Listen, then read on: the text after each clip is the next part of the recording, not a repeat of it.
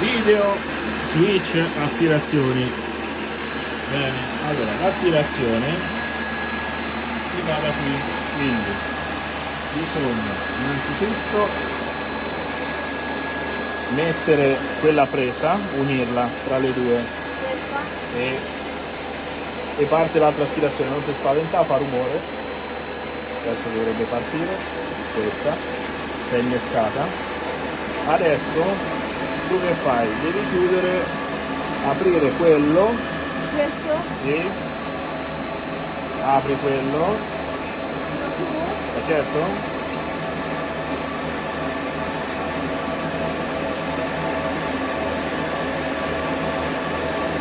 Bene, chiudi l'altro. Quello. Ecco, la vedi che schifo? Cosa aspettare? Aspettate. Ok.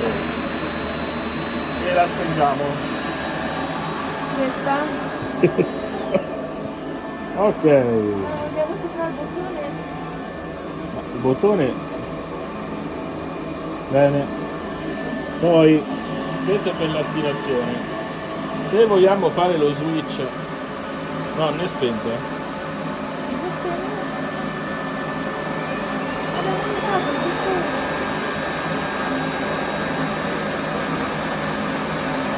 Si deve spengere questa, Come la spengiamo? La stacchiamo dalla presa. Qual è la presa?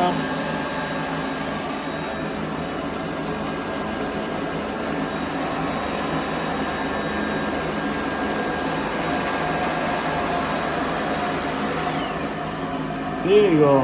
Cioè, sti fili sull'acqua, ragazzi. Quello non lo fa cadere nell'acqua. Poi chiama Federico che quella cosa non va bene. Poi, questo è per quanto concerne l'aspirazione. Se devi fare lo switch delle pompe, questi, dei compressori, è un discorso di tubini. Quindi, chiudi questo, vedi? Chiudi. Ah, ascolta, però quello perché è chiuso? Questo qua. No, si piace. Ah, sì, ok. Allora, eccolo, vedi? Allora, il compressore così è aperto, rosso aperto, e di là il nero è aperto, da dietro. Ecco, quello è aperto. Quando tu vuoi utilizzarne uno che l'altro si rompe, quello rotto lo chiudi e poi devi aprire questa valvola che sta in mezzo. Ma questa è aperta. Chiudiamola. Perché se no, diciamo, lavorano tutti e due. Ok. Perfetto. Quindi quando quella ce n'è uno rotto, quello rotto lo chiudi e apri la valverina, quella T, questa in mezzo.